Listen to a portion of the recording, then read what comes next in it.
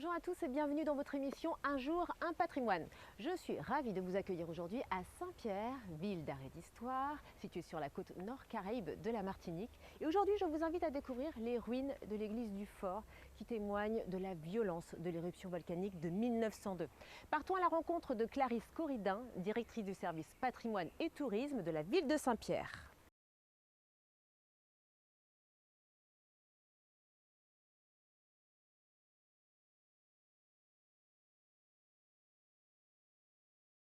Clarisse Corridin, bonjour. Bonjour. Merci de nous accueillir dans les ruines de l'église du Fort. Est-ce que vous pouvez nous faire visiter, essayer de nous expliquer un peu comment était l'église auparavant? Alors ici on a en fait deux églises en une. Donc la première petite église en maçonnerie, on la devine encore au sol. C'est une petite église très simple avec une nef unique et elle est en forme de croix latine.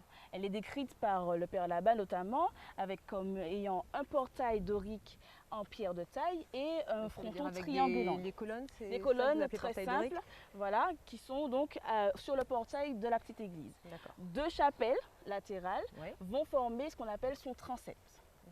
Cette petite église, en fait, on la devine encore ici, dans la partie centrale du site, lorsque vous voyez les poteaux, etc. Puisque, en fait, ces poteaux seront, en fait, ce sont les murs de l'ancienne église qui seront transformés, remplacés par des poteaux, lorsqu'on va décider d'agrandir l'église dans un second temps, dans une phase de travaux beaucoup plus importante. Quand on regarde un peu les différentes pièces qui jonchent le sol, est-ce que vous pouvez nous expliquer un peu ce à quoi ça correspond? Je vois qu'on a, alors les colonnes on les reconnaît, on voit des formes un petit peu arrondies là par exemple. Vous voyez ce qui correspond en fait aux arcs qui sont certainement donc au niveau des fenêtres, puisqu'on est au niveau du pan de mur ici qui tombe sur la nef et qui nous laisse deviner le sens, l'orientation de la nuée ardente qui vient donc dans un sens sud-ouest. Et donc vous voyez ici des morceaux qui peuvent effectivement correspondre aux fenêtres que l'on voit, que l'on devine ici, qui sont sur le mur extérieur de la deuxième église. D'accord. Voilà.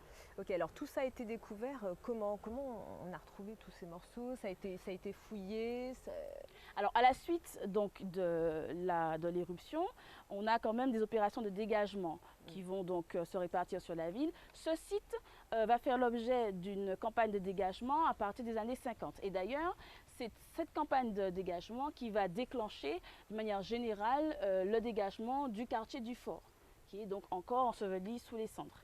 Et donc, il va y avoir plusieurs campagnes de sondage pour essayer de comprendre l'histoire de cette structure et donc déjà comprendre qu'il y avait une première église de laquelle part la deuxième église et comprendre quels sont les éléments de cette première église qui vont être réutilisés pour la seconde église, l'église la plus récente.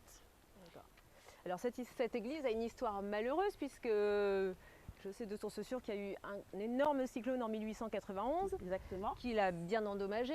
Le cyclone de 1891 qui est quand même très important, qui va faire d'autres dégâts à Saint-Pierre, notamment sur le théâtre. On a également des épaves. Et bien en fait, ce sera le prétexte utilisé pour agrandir, rafraîchir, moderniser cette église. Donc de grands travaux de 1895 à 1899 vont être entrepris pour l'agrandir. On sait par exemple que l'on va allonger la nef sur toute sa longueur et qu'on va également l'étaler sur la largeur jusqu'au niveau des transepts. On sait qu'on va agrandir le déambulatoire et on sait que la structure sera désormais beaucoup plus solide et qu'elle pourra accueillir une élévation avec une voûte en berceau beaucoup plus spectaculaire. La nef centrale, qui donc va devenir la nef centrale, qui va avoir de part et d'autre des bas-côtés et une entrée latérale de chaque côté, de part et d'autre donc de la partie de l'entrée centrale. Qu'est-ce que c'est que ça, Clarisse? Alors ici, vous avez donc des morceaux de statues de marbre, de part et d'autre du maître-autel, qui étaient donc positionnés sur leur socle également en marbre, et donc qu'on a repositionné sur leurs emplacements. Dites-moi juste une dernière question. J'ai vu un énorme bloc à l'entrée de l'église. De quoi s'agissait-il? Alors en fait, effectivement, nous sommes, quand on arrive sur l'entrée de l'église, donc on a la façade et l'énorme bloc que vous avez vu, il s'agit d'un morceau du fronton qui s'écroule et qui tombe lors de l'éruption de 1902. Une éruption qui nous laisse également encore entrevoir la violence d'un tel phénomène et qui nous laisse également comprendre que l'église du Fort a été frappée de plein fouet par l'éruption de 1902. Voilà, on a une vision un peu plus précise de ce à quoi ressemblait l'église du fort avant sa destruction en 1902. Merci beaucoup Clarisse Corridin pour cette visite. Je vous en prie. Bien voilà, c'était les ruines de l'église du fort, classées monument historique depuis 2002. Quant à nous, on se retrouve très prochainement pour un nouveau numéro d'Un jour un patrimoine.